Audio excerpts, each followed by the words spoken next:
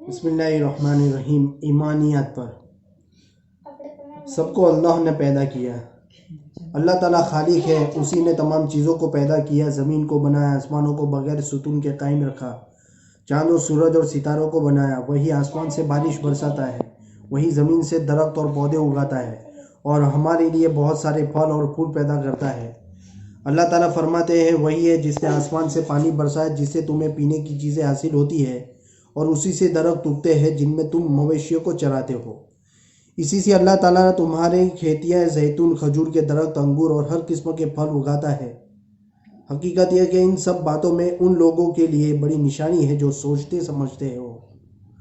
اللہ تعالیٰ نے ہم سب کو پیدا کیا ہے، ہمارے ماں باپ کو پیدا کیا، تمام انسانوں کے وہی خالق ہے۔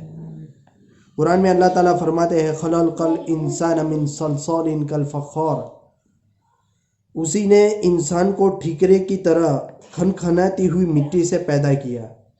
تم یہ سوچتے ہو کہ اللہ تعالیٰ نے انسان کو کیسے بنایا اور کب سے انسانوں کا سلسلہ شروع ہوا، تو معلوم ہونا چاہیے کہ سب سے پہلے انسان حضرت آدم علیہ السلام ہے۔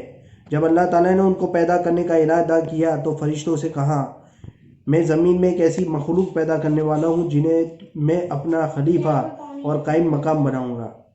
فرشتوں نے کہا، کیا آپ ایسی مخلوق بنائیں گے جو زمین میں فتنہ پھیلائیں گے اور فساد کرے گی، حالانکہ ہم سب آپ کی خوب عبادت کرتے ہیں اور تسبیح بیان کرتے ہیں۔ اللہ تعالیٰ نے فرمایا، جو میں جانتا ہوں وہ تم نہیں جانتے۔ پھر اللہ تعالیٰ نے پانی اور مٹی سے ایک پاکیزہ صورت بنائی اور اس میں روح پھونکی اور اس کا نام آدم رکھا۔ انہیں تمام چیزوں کے نام سکھائے، ان کے فائدے بتائے اور فرشتوں کو حکم دیا کہ آدم کو سجدہ کرو۔ تمام فرشتوں نے سجدہ کیا مگر ابلیس نے سجدہ کرنے سے انکار کر دیا اور گھمنڈ میں آ کر اللہ تعالیٰ کی نافرمانی کی۔ اس پر اللہ تعالیٰ کا غضب نازل ہوا اور اس کو جنت سے نکال دیا۔ ابلیس اسی وقت سے حضرت آدم علیہ السلام اور ان کی اولاد کا دشمن بن گیا۔ حضرت آدم علیہ السلام ہی سے اللہ تعالیٰ نے اپنی قدرت کے ذریعے ان کی بیوی حضرت حوا کو پیدا فرمایا۔ اللہ تعالیٰ نے حضرت آدم علیہ السلام اور حضرت حوا کو حکم دیا کہ جنت میں جو چاہو کھاؤ پیو، مگر ایک درخت کے بارے میں فرمایا کہ اس کے قریب بھی مت جانا۔ دونوں جنت میں خوب مزے سے رہنے لگے۔ ابلیس تو پہلے ہی سے ان کا دشمن تھا، اس پر ان کا جنت میں اس طرح رہنا بہت ناگوار گزرا۔ اس نے یہ ٹھان لی کہ دونوں کو جنت سے نکال کر ہی دم لوں گا۔ اس نے حضرت آدم علیہ السلام سے کہا، جانتے ہو تمہیں اس درخت کے قریب جانے سے کیوں منع کیا گیا ہے؟